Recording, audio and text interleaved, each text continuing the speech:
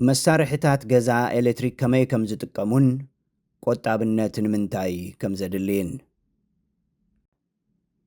በብመዓልቱ ከይሓሰብናሉ ብዙሓት ናይ ገዛ መሳርሒታት ንጥቀም ኢና። ከም መዝሓሊ ኤር ኮንዲሽነርስ፣ መጽዓድን መሕጸቢ መሳርሕን ንገዛና ማቻን ድሕንነትን ንክህልዎ ይገብሩ።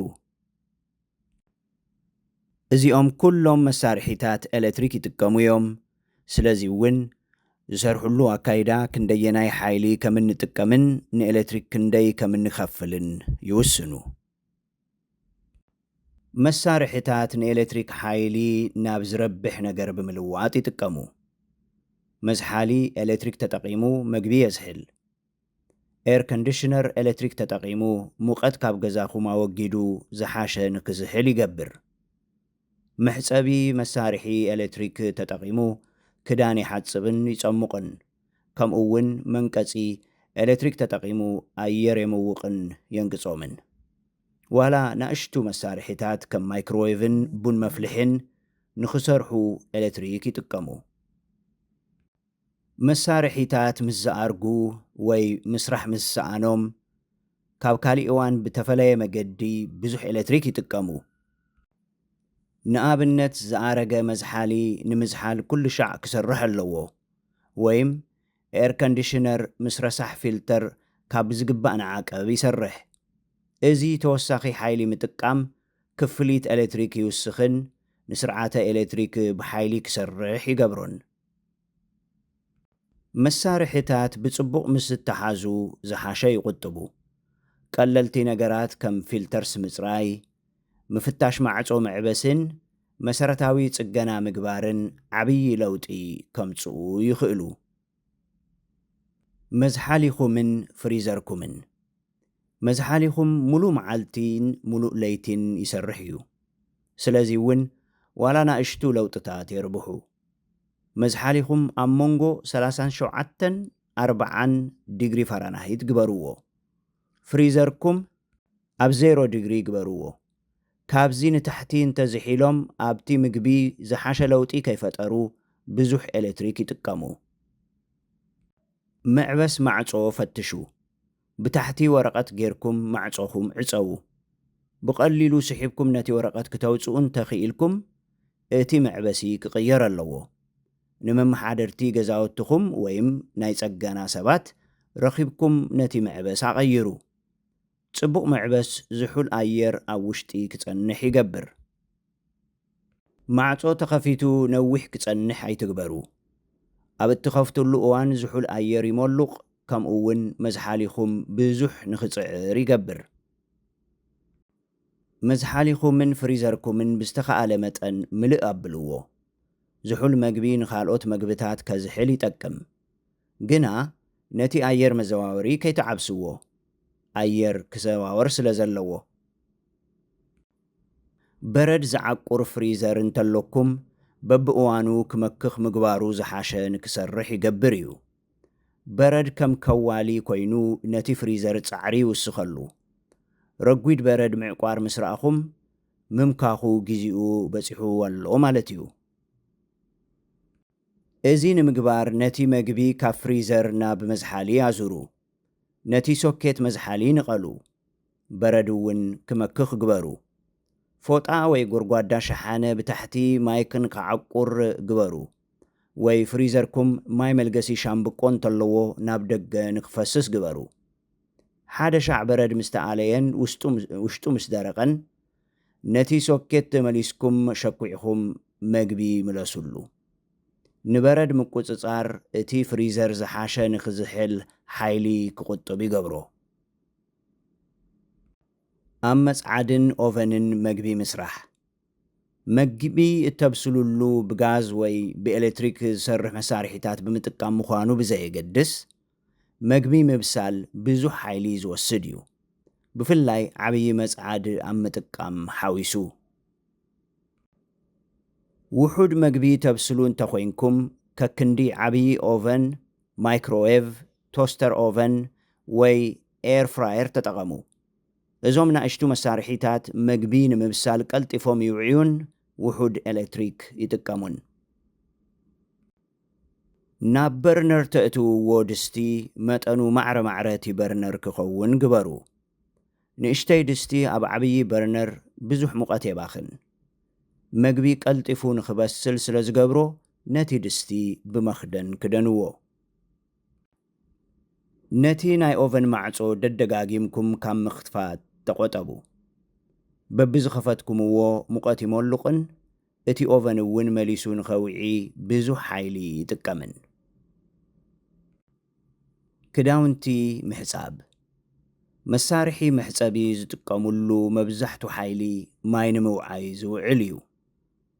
ኣብ ዝከኣለኩም ኩሉ ክዳውንቲ ብዝሑል ማይ ይሕጸቡ።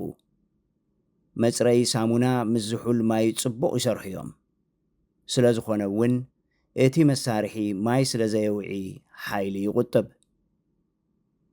ከክንዲ ብዙሓት ነናእሽቱ መጠን ክዳውንቲ ምሕጻብ ክዳውንቲ ብሓንሳብ መሊእኹም ሕጸቡ። እዚ ብሓፈሻ ዝወሓደ ማይን ኤሌክትሪክን ክንጥቀም ስለ ዝገብር። እንተክኢልኩም ኣብ ዝሓየለ ናይ መጽሞቒ መዳይ ግበርዎ። እዚ ብዙሕ ማይ የልግስን ናይ መንቀጺ ሰዓት የውሕድን። ክዳውንቲ ምንቃጽ መንቀጺታት ሙቐት ስለ ዝፈጥሩ ብዙሕ ኤሌክትሪክ ይጥቀሙ። በብተንቅጽሉ እዋን ነቲ ፊልተር ኣጽርዩ። እዚ ድማ ነቲ ኣየር ብዝሓሸ ክዛወር ይገብርን መንቀጺ ግዜ የሕጽርን። ተመሳሰልቲ ክዳውንቲ ብሓባር አንቅጹ። ረጎቲ ፈጣታት ካብ ረቀቕቲ ካምቻታት ንዓቀብ ብዙሕ ግዜ ይወስዱ እዮም። እንተተኻኢሉ ክዳውንቲ ኣብ መስጥሒ ብፀሓይ ኣየር ክነቅጽ ግበሩ። ብፀሓይ ምንቃጽ ኤሌክትሪክ ኣይጥቀምን። ከምኡ እውን ክዳውንቲ ንነዊሕ ግዜ የጽንሕ። ኣቑሑት ምሕጻብ ኣቑሑት መሕጸቢ ማሽናት ካብ ብኢድ ምሕጻብ ዝነኣሰ ማይ ይጥቀሙ። ብፍላይ ውሑዳት ቀለልቲ ስጉምትታት እንተወሲድኩም ኣቑሑት ምስ መልአ ጥራሕ ሕጽበት ንኽጅመር ግበሩ። ኣቑሑት ንምንቃጽ ካብ መንቀጺ ምጥቃም ብኣየር ንኽነቅጽ ምግባር። ከክንዲ ምዉቕ ማይ ብምፍሳስ ንምእላይ ምፍታን ካብ ሸሓነ ተረፍ መግቢ ሓኺኽካ ምጉሓፍ። ኤር ኮንዲሽነራትን ቴርሞስታትን ኤር ኮንዲሽነራት ብዙሕ ኤሌክትሪክ ይጥቀሙ። ብፍላይ ኣብ ወቕቲ ሙቐት ብዙሓት ዓይነት ዝተለምዱ መዳያት መዝሓሊ ኣለዉ እዮም እሞ ውሑዳት ምቕያራት ሓይልን ገንዘብን ይቁጥብ እዩ። ቴርሞስታትኩም ናብ ዝጥዕመኩም መጠን ልዕል ኣብልዎ። ነቲ መጠን ሙቐት ብ1 ወይ 2 ዲግሪ ክም ምባል ባዕሉ እቲ መሳርሒ ደደጋጊሙ ዝሰርሐሉ መጠን ክንክዮ ይኽእል እዩ። ኣውሒዱ ምስ ዝሰርሕ ትሑት መጠን ኤሌክትሪክ ይጥቀም። ኣየር ፊልተርስ ደደጋጊምኩም ኣጽርዩን ቀይሩን። ዝረስሐ ፊልተር ናይ ኣየር ዝውውር ይዓግት እዩ። ኣየር ብቐሊሉ ምዝውዋር ምስ ዝስእን እቲ መሳርሒ ኣሕይሉ ይሰርሕን ብዙሕ ሓይሊ ይጥቀምን። ብኣቑሑት ገዛ ብምንጻፍ ወይ መጋረጃ ኣየር መዘዋወሪ ቨንትስ ከይኽወሉ ኣረጋግጹ። መስኮትን ተንቀሳቓሳይ መዝሓሊን ብደገ ወገን ዘሎ ኣካሎም ካብ ዝኽወሉ ነገራት ጸርዩ ኣየር ብዘይጸገም ክሸራሸር ግበሩ። ኤር ኮንዲሽነርን ኣብ ዝተወልዐሉ እዋን መሳኹትን ማዕጾን ዕጸዉ። ዝሑል ኣየር ብነዃላትን ስንጥቃትን ይመልቕ እዩ። መምለቒ ነዃላት ምዕባስን ብኣየር ኩነታት መስርዒ ምስራዕን ውሽጢ ገዛ ንኽዝሕል ይረድእ እዩ። ዝሑል ኣየር ኣብ ክፍሊ ጽቡቕ ክሸራሸር ምእንቲ ፋኖታት ናህሲ ወይ ፋኖታት ወለል ምጥቃም ትኽእሉ። ፋኖታት ካብ ኤር ኮንዲሽነራት ኣዝዩ ዝወሓደ ኤሌክትሪክ ይጥቀሙ። ዝሸራሸር ኣየር ዝሓሸ ናይ ምዝሓል ስምዒት ይፈጥር ስለ ዝኾነ ነቲ ተርሞስታት ንእሽተይ ልዕል ምግባር ይከኣል። ምስ ትወፁ ፋኖታት እንዳሰርሑ ከይትገድፍዎም። መዝሓሊ መሳርሒታት ብጥበብ ብምጥቃምን ብጽቡቕ ብምሓዝን ተመቺዩኩም ሓይሊ ክትቁጥቡ ትኽእሉ ኢኹም። መሳርሒ ምቕያሩ ግዚኡ ምስ ዝበጽሕ መሳርሒ ምቕያሩ ግዚኡ ምስ ዝበጽሕ ሓይሊ ቆጣቢ ሞዴል ምምራጽ ኤሌክትሪክ ንምድሓን ብሉጽ መገዲ እዩ። ኤነርጂ ስታር ምልክት ዘለዎ መሳርሒታት ድለዩ። ኤነርጂ ስታር መሳርሒታት ብፌደራል መንግስቲ ዝተሰርዐ ጽኑዕ ቆጣቢ መምርሒ ዘማልኡ እዮም። ማዕረ ስራሕ ንምስራሕ ዝወሓደ ኤሌክትሪክ ይጥቀሙ። እዚ ማለት እውን ብተናውሐ ግዜ ዝሓሰረ ክፍሊት ሓይሊ ይህልዎ። ኣብ መላእታ ሃገር ዘለዉ ኩባንያታት ኣገልግሎት ወሃብቲ ንሓይሊ ቆጠብቲ መሳርሒታት ሪቤት ወይ ቅናሽ ይህቡ እዮም። ገሊአን ግዝኣታትን ማሕበረሰባትን ድማ ንተኻረይቲ ንወነንቲ ገዛን ወነንቲ ህንጻታትን ዘርብሓ ናብ ቆጠብቲ መሳርሒታት ንምልዋጥ ፍሉያት መደባት ኣለወን እዩ። መሳርሒታት ከመይ ኤሌክትሪክ ከም ዝጥቀማ ብምርዳእ ጽቡቕ ክሰርሓ ብምግባርን ምቕያርን ምስ ዝበጽሕ ቆጠብቲ ሞዴላት ብምምራጽን ኩልና ሓይሊ ክንቁጥብን ክፍሊት ክነትሕትን ንኽእል። ኣብ ገዛ ንገብረን ገለ ውሑዳት ምርጫታት ንስድራ ንማሕበረሰብን ከባቢ ኣየርን ዓበይቲ ረብሓታት የምጽኣየን። ሪቤትን ኤነርጂ ፕሮግራምን ተወከሱ። መሳርሒታት ክትቕይሩ ሓሳባት እንተለኩም ካብ ከባቢኹም ኣገልግሎት ኩባንያታት ሪቤትን ኤነርጂ ፕሮግራማትን ስለ ምህላው ምጽራይ ጽቡቕ ሓሳብ እዩ።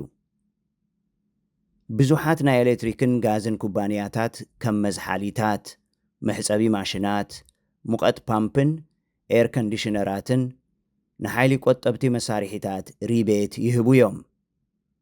እዞም ሪቤት ሓይሊ ቆጠብቲ መሳርሒታት ንምግዛእ ዋጋ ኣብ ምጉዳል ይረድኡ እዮም።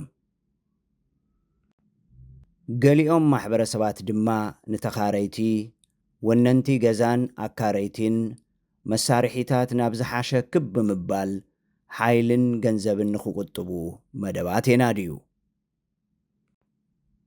ሓድሽ መሳርሒታት ቅድሚ ምግዛእኩም ናይ ከባቢኹም ኩባንያታት መርበብ ሓበሬታ ተወከሱ።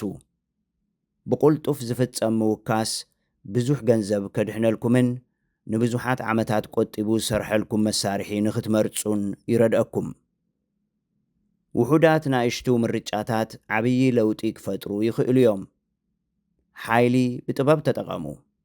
ንኽትቁጥቡ ዝረድአኩም ከባቢኹም ዘለዉ ኩባንያታት ኣገልግሎት ወሃብቲ ዝህብዎ ሪቤት ምውካሱ ኣይትዘንግዑ።